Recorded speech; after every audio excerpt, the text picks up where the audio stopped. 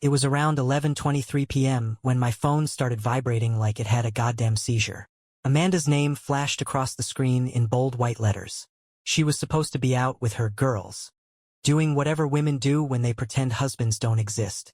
I let it buzz a few times before picking up. I wasn't worried. I wasn't suspicious.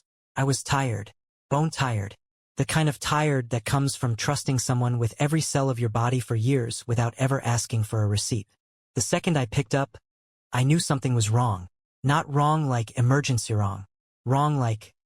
My stomach twisted and bile rose up my throat before my brain even understood why. The background noise was deafening. Shrieking laughter, glass shattering somewhere. The sticky bass of some go-doffel club track pounding into my skull. And Amanda's voice. Loud, careless, so different. "You know what's funny?" she slurred. And I could practically hear the tequila dripping off her words. "He thinks I'm with Jenna and those other boring cows." A guy's voice answered her, thick with amusement. "You're bad, girl." "Bad?" She giggled, drunk off her own cruelty. "I'm AF * king professional liar." And then, God help me, the wet, smacking sound of her kissing him. I pressed the phone tighter against my ear until it hurt. My hands started trembling, but I couldn't hang up. I needed to hear everything. Every rotten word. "He's probably at home right now, being all sweet, waiting for me like a dumb little puppy," she sneered. Pathetic. I could hear them moving, clothes shifting. Her breathing got heavier. His voice dropped lower. "Think he knows you *ked me in his car last month?" My body went rigid. My jaw locked so hard I thought I might crack a tooth. I wanted to believe this was some kind of prank. A sick joke. Anything but reality. But the casual cruelty in her laugh told me it was the truth. They were laughing at me, while I sat at home thinking she was out bonding over cosmos and gossip. For 6 straight minutes, my wife unknowingly streamed her betrayal directly into my ear like it was a goddamn live show. 6 minutes where the man I was, the one who believed in her, in us, withered and died in that living room. When the call finally cut off, I just sat there, staring at the dead phone screen. The silence was louder than the club music had ever been. I didn't cry. I didn't scream.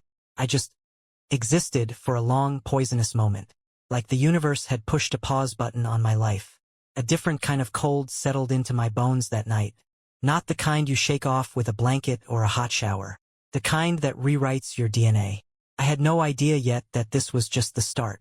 That Amanda was going to show me just how deep the betrayal rabbit hole went.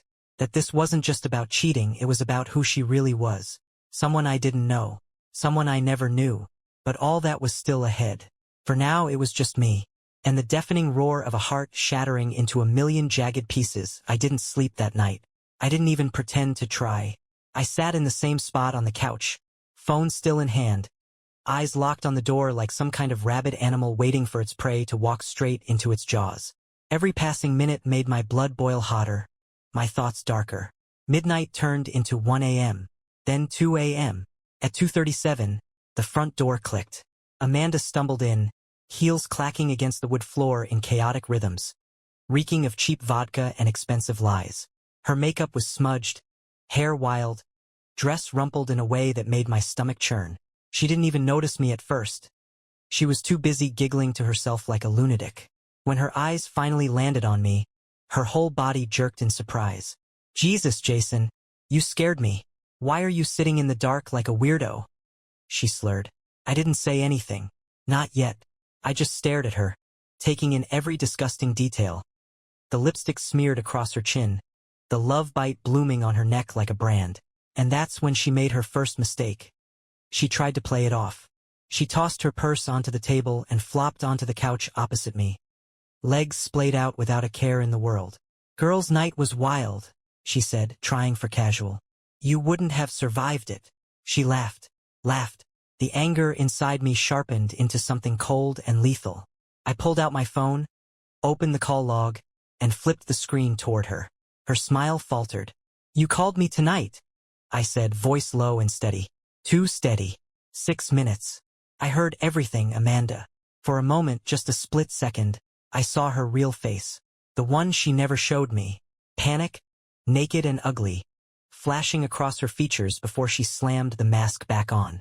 "You're being dramatic," she snapped, crossing her arms. It was just flirting. Harmless. Everyone does it when they drink. Harmless. The word echoed in my head like a gunshot. I leaned forward, elbows on my knees, voice still dangerously calm. Tell me, Amanda, do you usually flirt with your mouth around another guy's neck? Do you usually call me pathetic while doing it? She rolled her eyes. Actually rolled her eyes. God, Jason, don't be such AF** king baby. Maybe if you weren't so boring, I wouldn't have to find fun somewhere else. There it was. The dagger, right between my ribs, twisted with a smile. I sat back, stunned by how effortlessly cruel she was being. All those years, every I love you, every you're my soulmate, they meant nothing. Less than nothing. Dust in the wind. You're unbelievable, I whispered. Amanda stood up, wobbling slightly on her heels. Whatever, she said. Grow a spine. This marriage has been dead for years, you just didn't notice because you're too wrapped up in your stupid little life. She said it like I was the disappointment. Like I should apologize to her. She turned, walking away from me, her heels clicking like gunshots down the hall to our bedroom, the bedroom we used to share, without a second glance. I didn't follow. I didn't argue. I just sat there, staring at the place where she used to be, feeling something vital snap inside me. I realized something chilling in that moment. She didn't just betray me physically. She didn't love me. Maybe she never had. The realization didn't make me cry. It made me furious. It made me dangerous. And for the first time since that call, a grim sort of clarity settled over me. I was done playing nice. Tomorrow, Amanda would learn that I wasn't the weak little puppy she thought she could kick around. Not anymore, the morning hit different. No birds chirping, no soft beams of sunlight through the curtains, just an oppressive, heavy silence that settled over the house like a storm cloud. Amanda was still passed out in our bed, her side, naturally. I stood at the door for a long time, just watching her sleep, seeing a stranger lying in my sheets. Her makeup smeared across the pillowcase, the faint mark of a hickey on her collarbone that she didn't even bother hiding. If I was anyone else, I might have smashed something. If I was dumber, I might have climbed into bed beside her and pretended nothing happened. But I wasn't that guy anymore. While she drooled into my pillow, I grabbed a notebook, the leather one Amanda had given me on our 3rd anniversary, with some cheesy inscription about forever, and started making a list. Not a list of grievances. Not a list of petty revenge fantasies. A list of facts. She lied about who she was with. She mocked me to her lover. She physically cheated on me. She gaslighted me when confronted. She blamed me for her behavior. Reading it back, something inside me clicked into place. Cold. Focused. Unshakable. I wasn't going to scream or beg or chase. I was going to bury her, not with violence but with truth. I backed up everything on my phone, the call log, the recorded call. Thank God I had a call recorder app running automatically for work calls, ironies AB*TCH. Then I got to work. I messaged Jenna, the friend Amanda claimed she was out with. Hey, just wanted to make sure Amanda made it home safe last night. Looked like you guys had fun at that club. Jenna's reply came 30 seconds later. What? I thought she was with you? We didn't go out last night. Boom. Alibi obliterated in one shot. I moved fast after that, fueled by a kind of manic clarity. Opened a new bank account. Took pictures of every valuable thing in the house. Started copying receipts and statements. Booked a consultation with a lawyer. Pulled my name off every joint account I could without her signature. Every move calculated. Every step deliberate. At 11:42 a.m. Amanda stumbled into the kitchen, hair a tangled mess, wearing one of my old shirts like a trophy. She yawned like a queen surveying her kingdom, completely unaware that the walls were already closing in. Morning, she said, voice scratchy. Why are you up so early? You look like sh*T. I didn't even blink. Meeting, I lied smoothly. On a Saturday? Important one. She didn't press. Of course she didn't. She was too busy raiding the fridge for orange juice she didn't pay for. Watching her move around like nothing happened was surreal.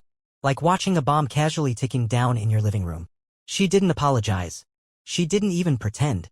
She just assumed I'd get over it, like she could spit in my face and I'd say thank you for the attention. That's when it hit me hardest. Amanda wasn't sorry. Amanda didn't think she had anything to be sorry for. That made what was coming next even easier. Because people like her don't deserve clean exits. They deserve to be exposed, slowly, publicly, mercilessly. And me?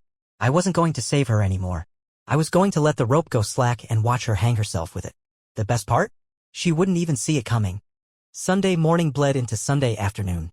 Amanda lounged around the house like a damn queen on her throne, flipping through her phone, sipping coffee she didn't deserve, complaining about how tired she was from her wild night. I barely listened. I just watched. It was like seeing a fox prance around in a henhouse after a slaughter. Arrogant. Careless. Stupid. I didn't need to do anything. She was setting fire to her own life without realizing she was holding the matches. By noon, she was FaceTiming someone in the bedroom, door half closed like she thought she was being subtle. Her voice dropped into that sugary, fake tone I hadn't heard her use with me in months. "Baby, I miss you already," she whined. Then a giggle. A giggle so fake it made my teeth grind. I recorded it. 37 seconds of Amanda making herself look like the whore she tried to hide from me. Evidence. Around 3 p.m. she decided she needed fresh air and disappeared. Probably to go slobber all over her side piece again. Perfect. I went into overdrive the second the door slammed behind her. Pulled out a hidden USB stick I kept for emergencies. Loaded every dirty little secret onto it, screenshots, audio files, bank statements showing mysterious cash withdrawals when she was at yoga. Every lie. Every betrayal. I wasn't just collecting evidence for a divorce. No. That would be too easy. Too clean. I wanted her to drown in her own filth first. So I got creative. I made copies. One USB hidden in the car. One taped inside the lining of my work jacket. One mailed to my brother with instructions to open it if he didn't hear from me in a week. Yeah, maybe it sounds paranoid. You've never seen the fire in Amanda's eyes when she's cornered. Then I called her mother. Sweet, proper, judgmental Beverly, the same woman who spent the first 5 years of our marriage acting like I wasn't good enough for her precious little girl. She answered on the third ring.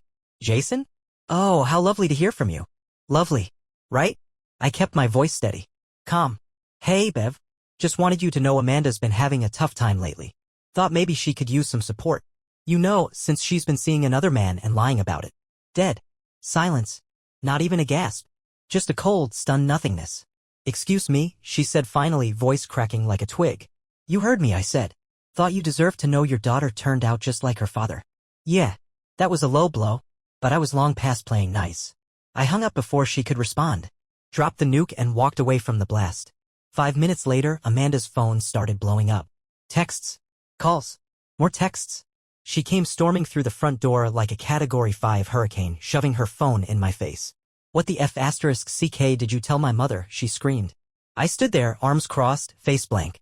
"Only the truth, sweetheart? Isn't that what you always said you wanted?" She looked at me like she was seeing me for the first time. No warmth. No love. Just shock and pure, seething hatred. Good. I wanted her off balance.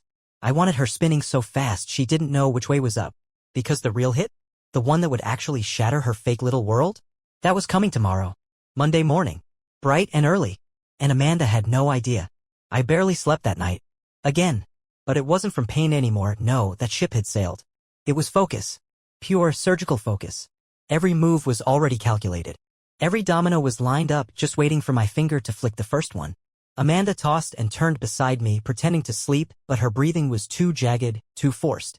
She knew. Not everything, she wasn't smart enough to guess how bad it was about to get, but she knew the ground was starting to crack under her stilettos.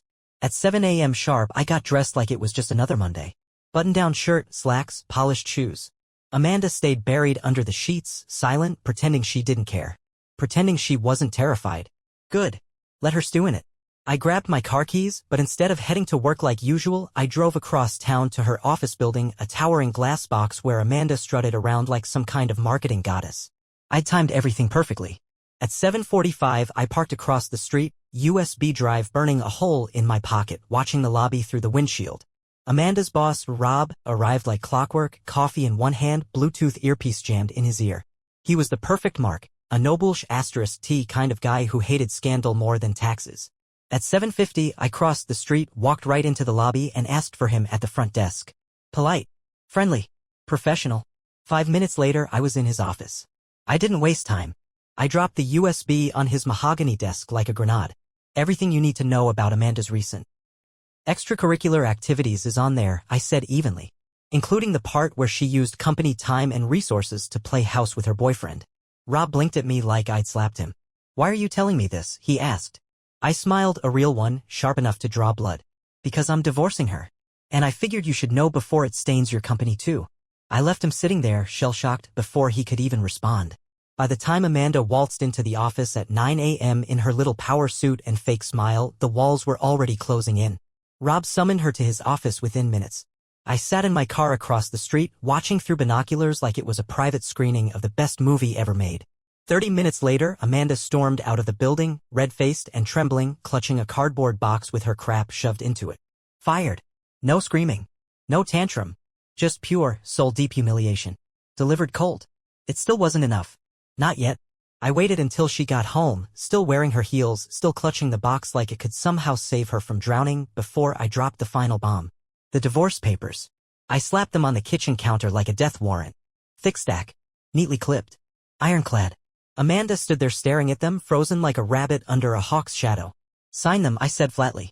Or I release everything to your friends. Your family. Hell, maybe even the local PDA. You know how much they love a scandal. She'd been volunteering for charity events for months, gotta keep up the good wife image, right? Her mouth opened and closed like a dying fish. For the first time, she couldn't find words. Couldn't lie. Couldn't manipulate. I was holding all the cards now. And she knew it. Tears welled up in her eyes, crocodile tears, maybe real, who cares, and she whispered. Jason, please, can't we talk about this? Talk? Now she wanted to talk? After months of lying, sneaking, humiliating me behind my back like some cruel little hobby? I almost laughed in her face. There's nothing left to say, Amanda, I said, voice so calm it scared even me. You burned this to the ground. I'm just sweeping up the ashes. She signed. Hand shaking. Mascara running. Dignity bleeding out all over the kitchen floor. And me? I felt nothing. No guilt. No sadness. No second-guessing. Just freedom. Cold, clean, beautiful freedom. Amanda didn't say a word after she signed. No apology. No explanation. Just that broken, stunned silence, the kind that only happens when a person realizes they're not the predator anymore. They're prey. I scooped up the papers, slid them neatly into a folder, and left them on the counter like a completed business transaction. No fanfare. No drama. I wasn't giving her even the satisfaction of a goodbye speech. Amanda just stood there in the kitchen in her rumpled office clothes, mascara streaked down her cheeks like battle scars, still clutching that pathetic box of crap from her now former job. Every illusion she ever built, marriage, career, reputation, lay in smoldering ruins around her. I didn't even look back when I walked out the door. The air outside was cold. Crisp. It felt cleaner than it had in years. Like the rot that had infected my life was finally being exhaled out of my lungs. I drove without a destination at first, just letting the engine hum under my hands, windows down, wind slapping my face awake. Part of me expected some wave of sadness to crash over me. Some crushing loneliness. But it didn't come. There was only a strange, razor-sharp peace. It hit me somewhere around the city limits. I hadn't lost Amanda. I had lost a lie. I pulled into a diner off the highway, one of those places with sticky tables and terrible coffee, and parked myself in a booth by the window. Just me, a greasy burger, a black coffee, and a future wide open in front of me. And while I ate, I thought about the wreckage she left behind. All the girls' nights that were just covers. All the family holidays where she smiled at my parents, kissed me in public, and probably texted her side piece under the table. All the moments I doubted myself, wondering if I was crazy for feeling the distance growing between us. Every memory corrupted now. Every smile she gave me, every whispered, I love you, at 2 a.m., every inside joke we shared, it all felt like a trick. A scam. A performance. And the worst part? She didn't even think she was doing anything wrong. In Amanda's world, loyalty was for suckers. Kindness was weakness. And love? Love was just a tool to keep a better life within reach. I realized something then. She never really loved me. Not who I actually was. She loved the idea of me. The house. The stability. The future I offered her on a silver platter. And the second she got bored, the second the shine wore off, she trashed it. Me. And laughed while doing it. That hurt. Not because I missed her *CK no, but because I had given her everything without ever holding back. And she took it like it was nothing. Disposable. Replaceable. But here's the thing Amanda never understood. Some things, once broken, don't just heal. They transform. She didn't break me. She reforged me. Stronger. Harder. Smarter. The old Jason, the trusting, loyal, naive husband, was dead. Gone. The new me? I wasn't wasting another breath on anyone who saw me as a backup plan. I paid the check, left cash on the table, and walked out into the cold wind with my head high. No more Amanda. No more pretending. No more apologizing for being the man I am. It was time to rebuild. Not with her. Not for her. For me. It didn't take long for Amanda to realize that her fall from grace wasn't going to be a quiet one. The texts started rolling in first. That night, while I sat on the couch in my new apartment, cheap, small, nothing fancy, but mine, the notifications wouldn't stop. Buzz. Buzz. Buzz. Jason, please just talk to me. You're blowing this way out of proportion. We can fix this. Fix this? What was she trying to fix, the marriage or her reputation? No, scratch that. The only thing Amanda cared about fixing was her image. I didn't answer. Not when she tried guilt. Not when she tried anger. Not even when she tried seduction, sending old photos that used to mean something. I was done speaking the language of lies. But it got worse. So much worse. By Tuesday, her little circle of friends knew. Turns out when you tell one loudmouth the truth, it spreads like wildfire. Especially juicy truths, the kind that rip apart the picture-perfect facade someone like Amanda worked her whole life to build. Jenna texted me first. I am so sorry. I had no idea. We thought you two were like goals or something. This is insane. Insane? No. This was Amanda unmasked. Then came the social media fallout. Posts disappearing. Pictures vanishing.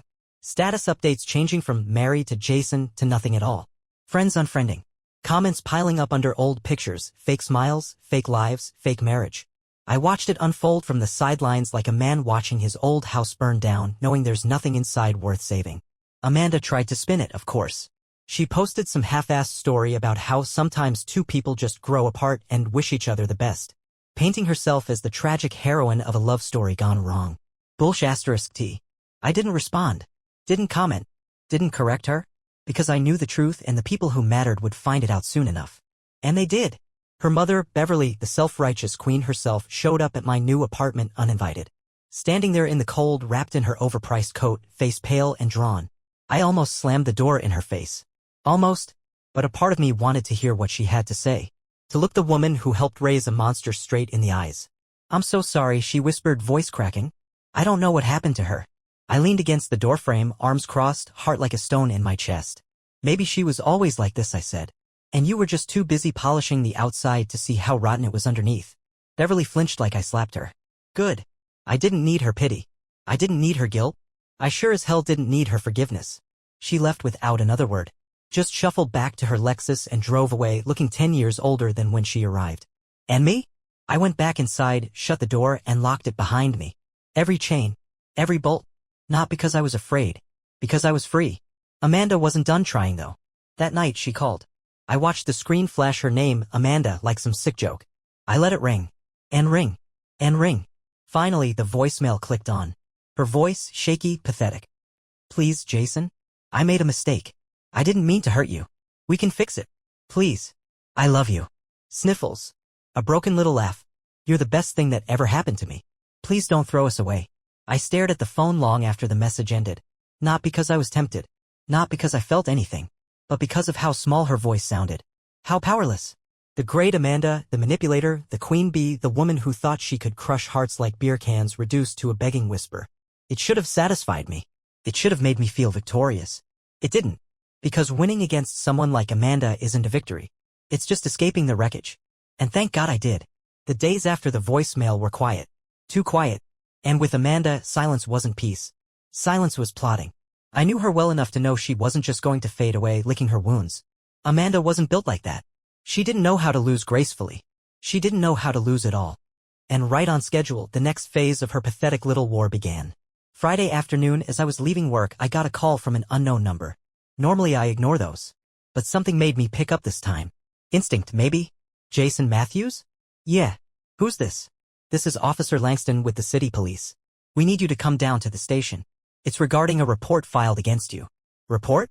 The words felt like ice down my spine. Amanda. Had to be. And I was right. I sat in that sterile little interrogation room staring at a file labeled with my name while Officer Langston explained with uncomfortable, professional detachment that Amanda had filed a harassment complaint. She claimed I was stalking her, threatening her, endangering her emotional well-being. I almost laughed right there in the chair. It was such a weak, transparent move that it didn't even sting. Just made me hate her a little bit more, if that was even possible. She wasn't trying to get justice. She was trying to control the narrative. Trying to paint herself as the victim before the real story leaked too far into the world. Pathetic. I calmly explained everything, the divorce, the cheating, the evidence, the recorded phone call. Officer Langston's eyebrows shot up when I mentioned that. I handed over the USB drive like it was a piece of candy. You're free to go, Mr. Matthews, Langston said after an hour. Looks like she forgot we check phone records before we believe fairy tales. Checkmate. I walked out of that police station lighter than I had felt in years. Amanda had officially burned every last bridge. Family? Gone. Friends? Gone. Job? Gone. Reputation? Publicly shredded. And now the law? She couldn't even twist that to her side anymore. She sent one last text that night. A long, rambling paragraph about how sorry she was, how lost she felt, how she didn't know what she was doing, how she needed help, how I was the only person who ever really loved her. And you know what? For the first time I almost pitied her. Almost. But pity is for the weak. And I wasn't weak anymore. I stared at the message for a few seconds, then did what I should have done the moment she first started lying to me. I deleted it. Blocked her number. Blocked her email. Blocked every social media account she could ever use to slither back into my life. I didn't need an apology. I didn't need closure. Amanda wasn't a chapter in my life anymore. She was a footnote. A warning sign. A blood-red flag I would never ignore again. Some betrayals you survive. Others you rise from, like a man digging himself out of a grave someone else tried to bury him in. And me? I wasn't just alive. I was free. And Amanda? She was just a ghost. A whisper behind a locked door that would never open again. The first real morning of my new life didn't come with trumpets or sunshine or some Hollywood epiphany. It came with silence. Pure, heavy silence. No buzzing phone. No fake smiles over burnt coffee. No knives waiting behind honeyed words. Just me. An empty apartment. A future no longer infected by Amanda's poison. For the first time in years, I could breathe without tasting lies in the air. But rebuilding from nothing wasn't easy. It wasn't glamorous. It was brutal. I didn't just lose a wife. I lost mutual friends who chose her side without even asking for the truth. I lost connections we had built together. I lost a version of myself I would never get back, the guy who used to believe loyalty meant something. There were days I woke up and had to fight the bitterness out of my mouth like bile. There were nights when sleep wouldn't come because the betrayal replayed itself in my brain like a broken film reel. But every time I started to sink, I remembered one simple truth. She didn't win. Amanda thought she could wreck my life and walk away unscathed. She thought I would crawl back, beg, forgive. She didn't expect the part of me she murdered would be replaced with something sharper, harder, colder. She didn't expect that the man she cheated on was the same man who would burn the whole King castle down with her still inside. I started small, fixed my credit, changed all my passwords, cut off everyone who even remotely smelled like toxicity. I worked out, hard. Every drop of sweat was another lie leaving my body. I traveled, even if it was just short trips out of town, places we never went together. New memories, new air. I dated too, eventually. Carefully. No illusions this time. No blind faith. And the women I met, some good, some bad, all helped me piece together one undeniable reality. I wasn't broken. I wasn't hard to love. I just gave my heart to a woman who didn't deserve to hold it. And honestly, that wasn't my shame. It was hers. Amanda became a cautionary tale in our old circles. The girl who crashed and burned so spectacularly that nobody could even pretend not to stare. Rumors spread about her job, her failed rebound flings, her desperate attempts to claw back relevance. Last I heard, she moved 2 towns over, trying to start fresh under a new Instagram handle, a new haircut, pretending she wasn't the architect of her own downfall. And me? I didn't care. Not anymore. Amanda was a ghost story I'd tell myself when I needed to remember what survival looked like. Not bitterness. Not revenge. Freedom. You know what they don't tell you about freedom? It's heavy. Real freedom, the kind you rip from the jaws of betrayal and heartbreak, doesn't float in on a warm breeze. It slams down like a sword, two-handed, splitting your old life clean in two. It takes time to learn how to carry it without letting it crush you. But I did. 1 year later, standing on a pier 100 miles away from the town where Amanda wrecked us, I finally understood what survival actually meant. Not just existing. Not just moving through the days like a ghost. But living. Living without apology. Without fear. Amanda? She's somewhere out there, still clawing her way through Tinder profiles, still lying to new people, still patching up the cracks with duct tape and cheap perfume. Still pretending. She didn't grow. She didn't change. And that's the real punishment, one far worse than anything I could have dished out. She's stuck being her. Every morning she wakes up and looks in the mirror, she's forced to see the same person who torched everything good that ever tried to love her. Meanwhile, me? I built something stronger out of the rubble. New friends. Real ones. People who didn't vanish the second the facade crumbled. New passions. Things I never had time for when I was busy babysitting Amanda's fragile ego. And one day, when I least expected it, a new love. Not rushed. Not forced. Someone who looked me dead in the eye and saw me scars, bruises, lessons and all, and didn't flinch. Someone who earned my trust piece by hard-won peace, not because they were perfect, but because they were real. Freedom gave me all of that. Not Amanda. Not forgiveness. Not closure. Just raw, brutal truth, the kind that cuts deep enough to set you free. If you're reading this and you're where I was, sitting on a couch at midnight, listening to the woman you loved giggle in another man's ear, hear me loud and clear. You survive. You rebuild. And someday you don't even think about them anymore unless it's as a warning. You don't just heal. You evolve.